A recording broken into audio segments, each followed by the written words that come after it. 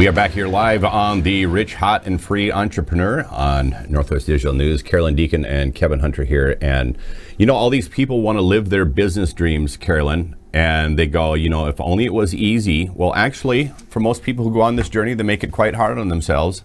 And there are ways to make it easier. So let's talk about some of the ways that they can do that. And let's start with the physical aspect of achieving more by doing less. Yeah, that's great. Thank you for having me here. You know, we touched more on this in the other show that we did, the previous show on this. So I wanted to go a little bit deeper into the physical aspect of being more successful, actually achieving more by doing less. And I want to talk about doing less from the standpoint of losing weight if you're carrying extra weight. That's taking energy to carry extra weight around. It sure is. And, you know, the entrepreneurial path is not stress-free per se. I mean, there's definitely an adjustment period, especially if you're coming out of a 9-to-5, where you've suddenly got all this time and your buck stops with you. And I've noticed for myself, and that of many other people, I'm sure, the food becomes a quick stress reliever, you know? Yes, it can be. And that can lead to that excess weight gain, which in turn is going to drag you down. So in a nutshell, if you're carrying some extra weight, get at least 5 pounds off and note the difference. We're not talking about substantial weight loss here. We're talking about 5 pounds, but I guarantee you, you're going to see a humongous increase in your energy and your confidence. And guess what that does, brother? That just filters right into cash. Yes, it does. Yes, it does. It feels right to cash. The other thing, two things, aspects I wanted, well, three, emotionally, mentally, and spiritually. So the emotional part of this, I think, you know, when you're starting your own business, sometimes people are very specific on what problem they're helping someone overcome. You know, you're not in business, you'll be saying this on another show and you know it as well. You've got to be providing some sort of problem solving for someone. A lot of times because we think we should solve a lot of different problems for a lot of different people. No, no. That will, number one, make your marketing incredibly difficult, which will in turn affect your bottom line. Be very strategic and specific on what you're helping people solve. Narrow it down emotionally, because especially if you're doing any kind of one-on-one work like what I'm doing, you've got to realize that your energy is going out in pretty large amounts to work with these people. And that's why we charge premium rates for it, because it's the work that changes trajectories, you know, changes income, changes lives. But I want to be very specific about the exact problem I'm helping someone solve. So that's what I mean with that. And also along the lines with that, there's a lot of things I could do. I have a lot of different hats I could wear. And for a while, I tried to wear all of them at different times. And what I found out was I was exhausted and my income was going down.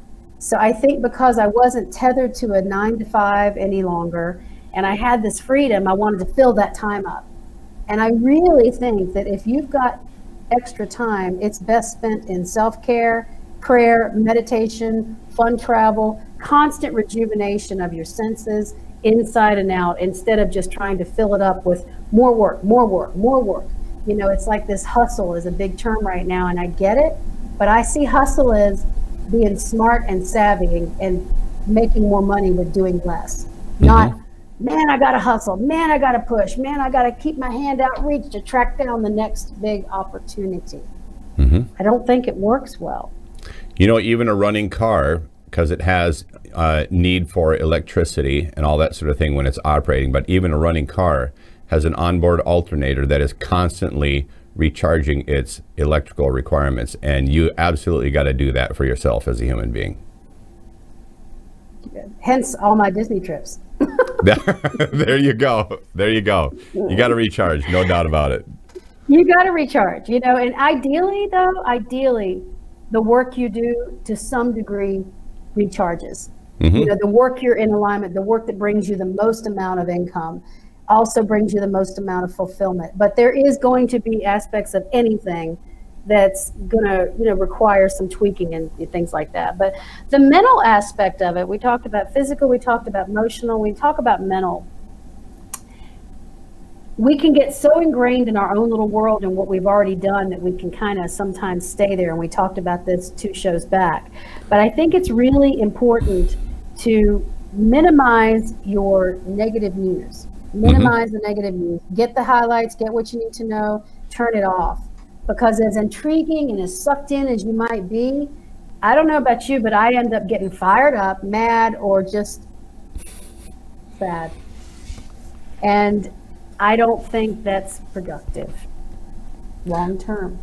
There's a very simple analogy that connects with that, Carolan, and I saw this one time on social media. A elder in a Indian tribe was talking to a young brave, and he says, there's the good wolf and the evil wolf in the woods.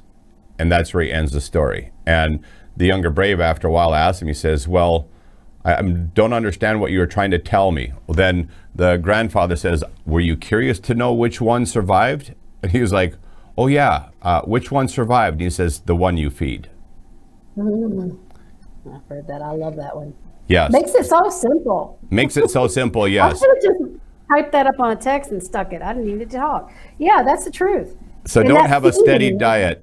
Yeah, don't have a steady diet of stinking thinking and think you're going to have, you know, a positive attitude about life. And this is something my husband and I will occasionally butt heads on, actually not occasionally, usually weekly, because he feels like he has to dial into Fox News and get it all down. And I'm like, okay, you know, I'm good with Fox News. Any news, though, I don't want to sit there and get the barrage of everything. And, you know, I've got my little girl here, and I just think it weighs me down. I don't want it. I can get the headlines real quick. The brain gets it, and I move on. So I do think that's very important, as well as learning something new. I was doing puzzles with my crossword puzzles with my daughter. We've been learning a new language as well, and things like that. It's been scientifically proven over and over again. They actually improve your brain. And this is your computer. This is your business largely, and your heart. You know, you've got to upkeep, just like that. What did you call it? Something in the car? The recharging? It's constantly recharging. The alternator. It's always recharging the battery. Keep that alternator in your brain, recharging it, keeping it up. Where other stuff sucks it out, you've got to replenish it in a good way. All these things we've talked about are apples or blossoms on the branches, but the tree, in my experience, in my belief, the tree is God. The tree is source of life and fulfillment and prosperity. And none of this will matter one bit, in my experience, if I'm not partnering with God, if I'm not letting myself follow the lead, follow the hunches, the nudges, the intuitive whims that are the Holy Spirit, and taking the next step. And that deviates way off my practical, but I believe that with all my heart. I've seen it play out over and over again when I'm going my way and I come up against that brick wall that I'm looking right at behind you right now. And in spite of my best efforts and me thinking I know best, I usually don't. But God does. God does. So how do we line up with God? Well, you ask, it's very simple. What do you do? What do I do to align with God? Go to church every week. I surround myself with people who also have alignment with God. And in the combination of those personal efforts that I make and those people that are around me, I stay connected with the right kind of people in my life. And all of that keeps me spiritually connected too. Yeah, absolutely. I will be at a time where I'm saying, okay, you know, I can see me getting off path here. You know what? And the worry starts to creep in, and the anxiety or the fear, that fear monster. No, wait, I don't have to. If I know I've done my best on any given day, if I know I've given my heart my best shot any given moment, the rest is out of my hands. Thank you, God. And I know that's okay, because I know that I'm in alignment, you know? It's a huge relief. And I think so much in the past, so much of my energy, and I've had a colorful one, you know, so much of my energy has been involved in trying to control it or getting anxious or collapsing in fear. And it was totally unnecessary. And it makes the way so much bigger and brighter and happier and easier. You can achieve so much more by doing so much less. Well, you talked about the physical, emotional, mental ways in which those aspects, and compared to the spiritual side of things. And I really think your analogy is spot on with the physical, emotional, mental being like the flowers or the fruit on the tree, because all of those other things benefit significantly by being well grounded in your own personal faith life. And I think about even aspects of it takes away stress, it takes away worry, it takes away so many different things that just tear you down as an individual. Absolutely. If you allow them to. So you only make your life more difficult if you're not connected spiritually. Exactly. I agree with that wholeheartedly. Yeah. Across any faith. I mean, I agree with that. You've got to connect with your God, your higher power, your source of everything good.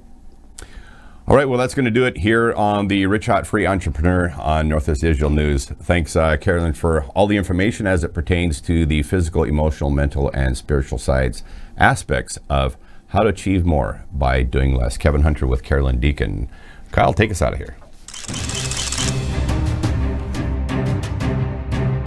This concludes today's live programming on Northwest Digital News. Thanks for joining us for this special broadcast. Heard around the world in more than 70 countries on YouTube, Instagram, Patreon, Facebook, and Twitch TV. If you enjoyed a story or guest we had here on Northwest Digital News and would like to strut your stuff on the broadcast, email us today at wainfo2017@gmail.com or call or text to 360-545-3501. We're always interested in unique stories, topics, and guests to share with our worldwide audience.